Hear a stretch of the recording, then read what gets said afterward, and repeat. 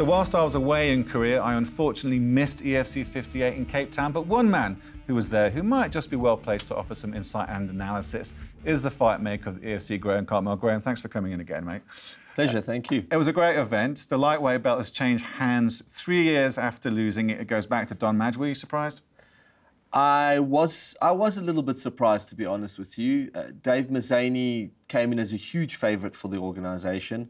I don't think the result was what anybody expected to happen, but more so, Mazzani just didn't feature. He didn't really show up in that fight, and we know how present he'd been in all of his previous EFC bouts and how dominant he'd been, and then he just seemed to not show up. Yeah, he wasn't firing on cylinders, wasn't he? He admitted that as much. He was quite emotional after the fight at the post-event press conference, wasn't he? But emotional for all the right reasons. He's still a great guy to have on the roster. It was awesome to watch, actually, to see him in that environment. And the fans really got him to that stage where he broke down emotionally. You know, the guys were talking to him saying, "We love you, Dave. You're still a great ambassador for the sport. You know, you've been a phenomenal athlete coming into the organisation." And you know what? He's the type of guy that he goes into things wholeheartedly with no sort of anger towards his opponents. He's super professional, and he displayed that when we shot this Engage series all the way through. He didn't break character. There wasn't a time that I looked at him and thought, "Oh my goodness, this is all an act." That is Dave Mazzani. He's a caring, awesome guy. Yeah, such an entertaining fighter and such a fan favourite. There was a lot of guys after that event also asking for other fights. I mean, Tumisang Madiba looked great. Oh. He really showed how tough Irshad Syed is. And the White Tiger's asking for a fight from you, possibly in June. We're looking at Sun City. What have you got for him? Irshad walked straight into my office after the event. We were sitting there just relaxing. He came and he said, "Gray, I want back in there now. So line a fight for me up for May." And I said it's going to be a little bit of March, April, March. Yeah. So it's going to be a little bit of a difficult one, opponents, the whole story. So I put it out to Gareth Bursky. They were initially keen on the fight itself, but they were a bit worried about, you know, Irshad's where he is in his career. Gareth really wants a long time to train in order to fight somebody like Irshad. Right. He wants to put on a performance, and we know Gareth juggles a job, and he's looking, you know, he's got a business with his brother David, so it's not exactly like he can cut and go, "All right, 3-week camp, let's go full steam." So he said to me, "Look, please, can we do that?" And that might be the fight we set up for Sun City. Because you got, July. I think Ramadan starts the end of May, and that will put... in August. Sorry, we'll have to put Irshad in August. Yeah. Apologies. Tumi looked great at Bantam, didn't he? But he had trouble with the weight cut, did he, or was it all right for him? Not at all. He came in at 60 kilos. Oh, really? Yeah, so he actually went a kilo below what was required, which was, you know, mind-blowing for everyone, because we all thought he's going to struggle. I had coaches, top coaches phoning me going, "What are you doing? You know, this kid should never be a bantamweight." And he looked so unbelievable there. I mean, the fact that the fight went the way it did, I think everyone was surprised. At the end of the first round, I was, you know, convinced that Irshad was this far away from falling asleep. Yeah. You know, you're getting put to sleep. Sorry, and he maintained this like sort of forward fighting ability. I'm talking about Irshad now. He literally turned into full-blown destructive mode. Like, he calculated every punch that was coming at him, and he turned it around. And I mean, what a fight. I have no words, but what a fight. And I want to see Tumi back in there at bantamweight, and we're going to match him very soon against a big name. Talking about big names, what's next for Penna? We're talking about the bantamweight division. We're building that. I mean, you know, if Tumisang had beaten Irshad, I think we would have pegged him as the guy to go forward. That was an unofficial #1 contender fight. And the reason we didn't make it official is Irshad has just fought Demart, and we don't want to recycle that fight straight away. We want a kind of an in-between fight. So we were hoping guys like Gareth Bursky would step up to the plate, you know, start to get a real big win under their belt and challenge. We do have Francois Groenewald facing off against, and I don't know how to pronounce his surname, I think it's Rausch. Right, Philippe Rausch, and he is awesome. He's from Cyril Asker's gym. Okay. So Francois Groenewald and Rausch are going to fight. At bantamweight, that is going to set up a possible contender for Demart Penna. So what can you tell me about this new French signing? He trains with Cyril Asker. He's got an exceptionally good ground game, which was something that we wanted to really challenge. You know, Demart's faced a lot of strikers that he's been able to suck into his game. We needed a high-level BJJ guy. The guys overseas that have been talking about him say that the kid's on an absolute warpath. He's undefeated. So he's 7-0, and he's blazing a trail. And, you know, for him to come over and set his standard against Francois Groenewald, who's on a current win streak, is going to be really good for him to see where he is, and for us to go, he's the guy. Yeah, so I'm excited to see him. Yeah, it's a cracker. EFC 59 on the 13th of May, right here in Johannesburg. Let's go back to 58 quickly. Sylvester Chimfumbu, talk about making weight, but will he face the winner of JP Base and Zulu Boy? I was standing backstage at 58. It was the only fight I missed. I was standing backstage, and I recall I think it was a straight right that clipped Abdullah's son, and Abdul went down like a sack of potatoes. And immediately, Chimfumbu's manager was behind me, Graham, and he said, "We've got to fight for the title now." And you know, I want him to fight for the title, but this kid has failed to make weight twice. You know, taking the gamble that he should be fighting for the title when he's never made 57. And there's been 2 excuses in the past.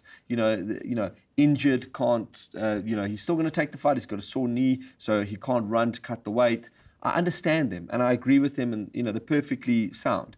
But it still means there's a bone of contention there with weight making. Yeah, it's similar to the Bolton and Mdlozi issue, isn't it, to a certain extent? And we've done that before, and we've run that gauntlet. So are we willing to do it again? For a talented guy like that, maybe. I mean, hell, I want to see him face JP Base. I want to see him face Zulu Boy. Yeah, he was asking for one of those two. Yeah. I want to see the winner. And he doesn't want to fight JP at all. He's like, forget about JP, Zulu's the guy. Yeah, he wants Nkazimula, doesn't he? Sean De Lange also asking at the post-event presser for a fight. He says he wants to climb the rankings and fights the #1 contender. He wants to get to the top. Who have you got for him? What's coming with Sean? There's a fight that we might be making right now, and it's purely speculative, but we might be putting together Joe Cummins and Sean De Lange. Wow. You know, I think Sean shines when he gets somebody that he can trade with. Yeah. And we have not seen the best of Joe Cummins. You know, he got out-wrestled by Temba Garimbo. Rightly so. Temba had the right game plan. He went in there and put Joe on his back. Joe wants to prove that he belongs in that hexagon. And I think that type of fight, stylistically, does do that. It shows them both where they are in the scale. And if De Lange can beat a top international like Joe Cummins, why not? So Sean's been through a war with Dino Bagatino about a week ago, and you're saying he's clear to fight in 3 weeks' time? Maybe. I need to still there's a couple of things we need to check around that. The association needs to verify whether I know that he wasn't in for a concussion. Yeah. So he didn't have any cuts on him. Should be fine. Should be fine. Cracking fight. Moving on to EFC 59 then, Dricus du Plessis versus Henry Philippe for the welterweight strike. We've been waiting for this fight for quite a long time. Yeah. A lot of bad blood between these two guys. How do they match up as opponents from your point of view? I think if Henry's training and he's putting in the work, he's the most dangerous man in the division. In fact, he's probably one of the most dangerous men in the organization. He has knockout power. He has submission power. And now talking about power, he could knock you out, and he can submit you almost violently. He damages people when he submits them. We saw what he did to Martin van Staden, that rolling knee bar. Yeah. Tore the ligaments out of Martin van Staden. We saw the knockout power with Dino Bagatine. That short elbow against Michiel Opperman.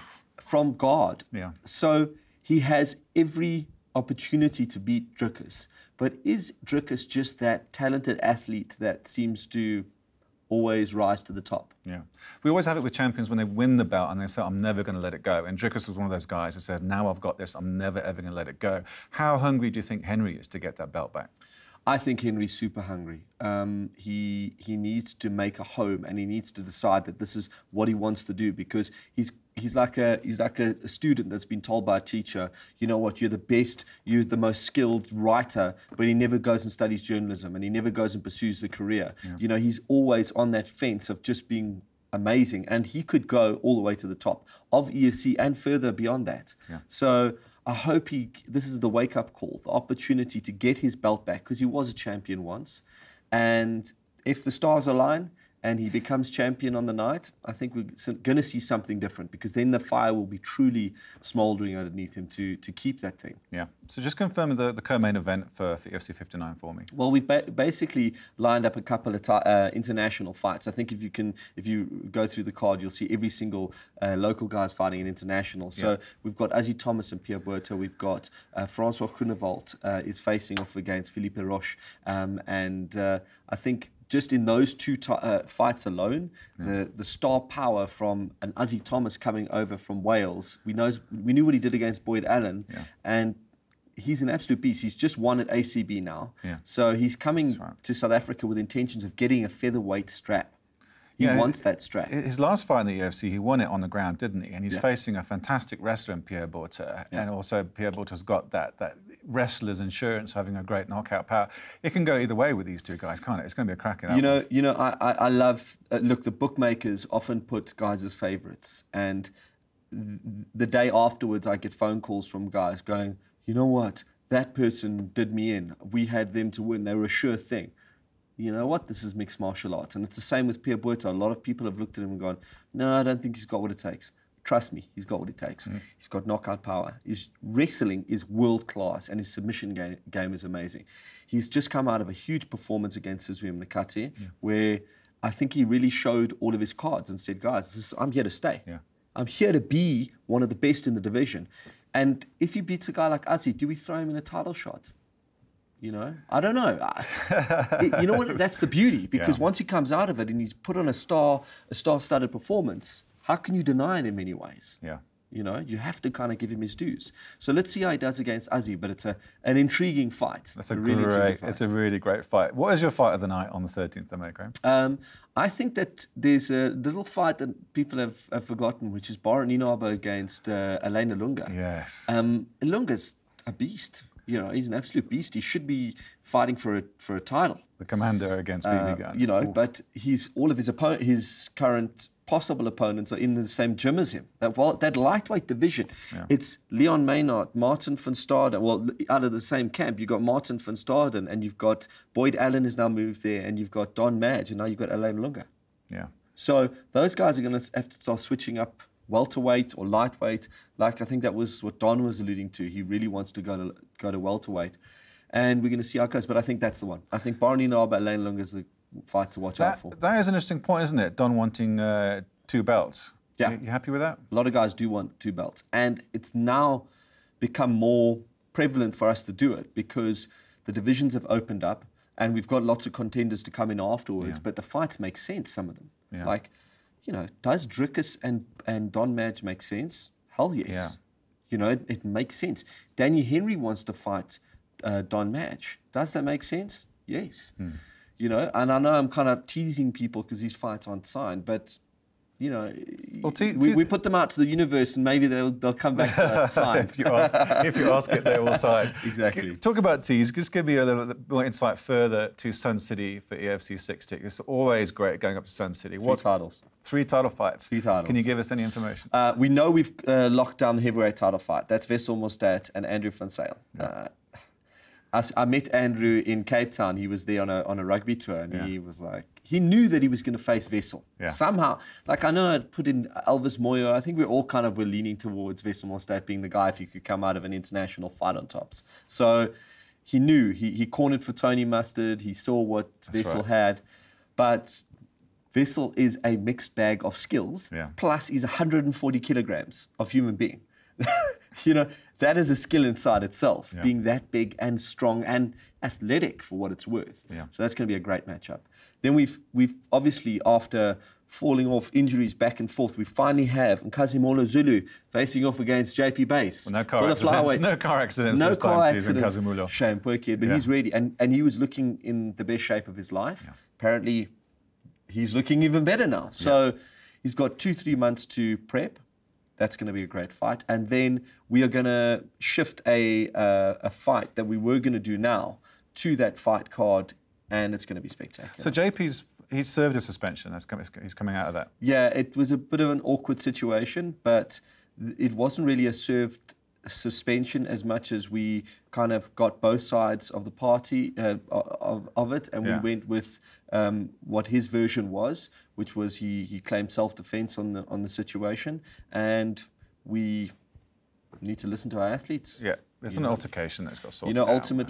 Ultimately, he lost a lot of sponsorship, and he really paid the price in many ways with having been involved in something so stupid. Yeah.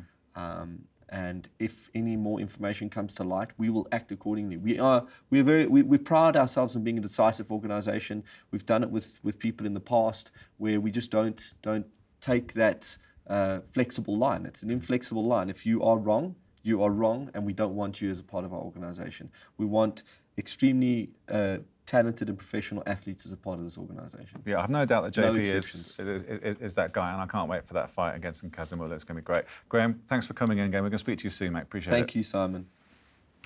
Thank you, mate.